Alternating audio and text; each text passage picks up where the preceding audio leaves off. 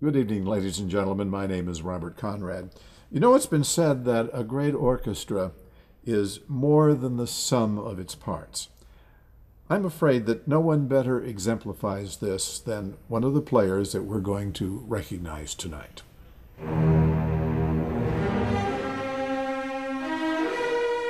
Mark Dumm began his tenure in 1985, but his connection to the Cleveland Orchestra began earlier than that. Joseph Gingold, the legendary teacher and concertmaster of the Cleveland Orchestra, was not present at Mark's audition at Indiana University. Nonetheless, Mr. Gingold accepted Mark sight unseen at the insistence of a number of very important teachers from around the country who were very anxious to have Mark go to Indiana University rather than to their institutions. At his first lesson, Mr. Gingold said, "Well, everybody else has heard you, but me. Now let's see what I've gotten myself into." One of the first people who greeted me and was very warm and welcomed me to Cleveland and to the orchestra was a violinist named Mark Dumm. And he reminded me that in 1979, when I first went to Indiana University, he played in a number of orchestras that I conducted. So I've known Mark Dumm a long time, apparently. But there was another connection to the Cleveland Orchestra. Mark's father, Thomas Dumm, was in the viola section of the Cleveland Orchestra from 1961 to 1968, before going on to principal positions with the orchestras of Rochester, St. Louis, and Baltimore. When I came into the orchestra, Mark's father, Tom, was already in the viola section. He was quiet, respectful, and talented. Go figure. I remember Mark's audition. It was terrific. Played really well in tune, beautiful sound. I remember thinking to myself, he'd really fit into the cello section. Mark? Mark the banjo player? Mark has gone back and forth between the first violin section and the second violin section several times. I guess it's been difficult to decide where to best utilize his talents in the orchestra. So we decided on the least subjective method possible to figure this out. A number of years ago, Mark played the mandolin in one of my works, and I was surprised, but it was not as bad as I expected. Maybe it would have been better for all of us if he would have gone to Nashville. Are we talking about the cellist? My first year with the Cleveland Orchestra was such an exciting time. I remember being filled with joy and excitement and promise and all the possibilities I had. Mark was on sabbatical that year. I've shared a stand with Mark many times over the years, and he'd be a great stand partner if he brought a pencil once in a while.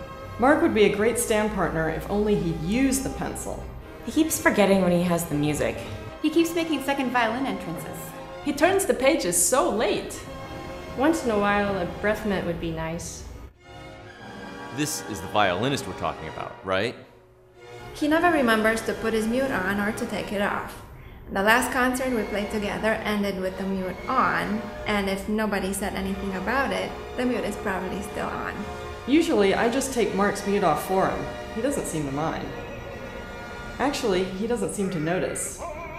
But other than that, he's a great stand partner. Mark, you've been responsible for more than your share of, shall we say, little mishaps over the years. Well, in some ways, yes. But in other ways, also yes.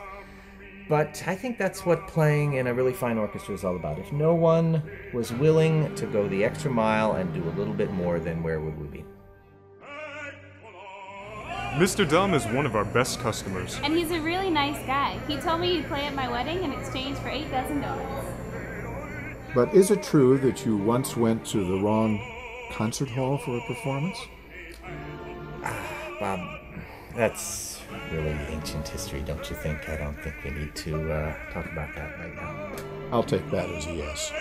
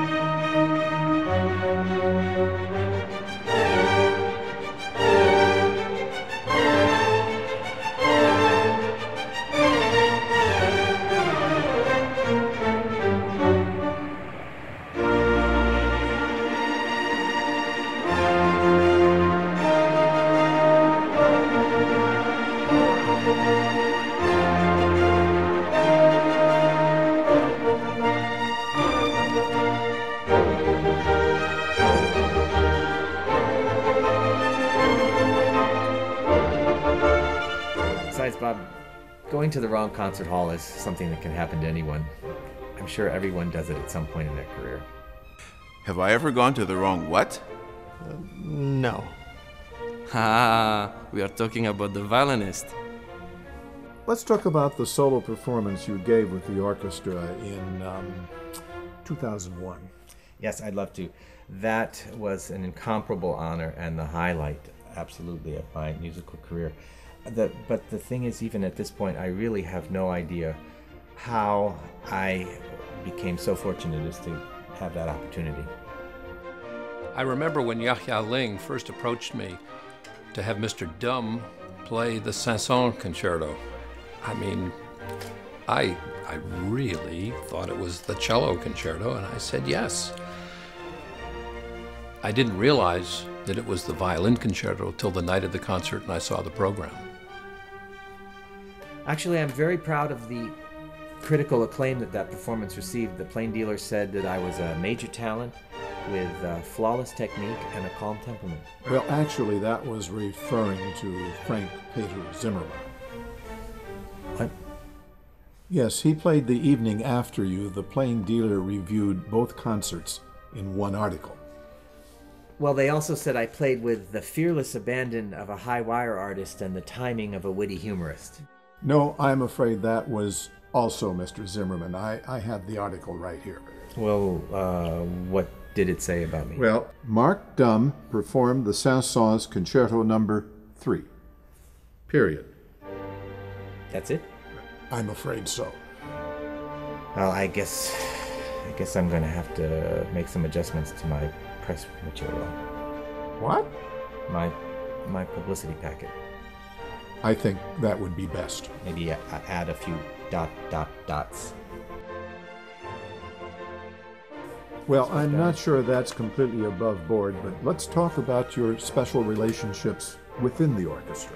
Yes, I would love to. The unique thing about playing in this orchestra is the amount of time we have spent together on tour, where we're actually living with each other. I think that is one of the contributing factors to, again, the ensemble feeling of a great symphony orchestra, that time spent. We get to see each other sometimes in a more formal circumstance, but then there's the times when it's much less formal, and we really can let our hair down. I do want to really express my gratitude for the fantastic and wonderful concert experiences and the friendships that I've made over the 25 years, for the patience that people have had with me over those 25 years, and just looking forward, as we all do in this situation on this evening, to the many more concerts that are to come.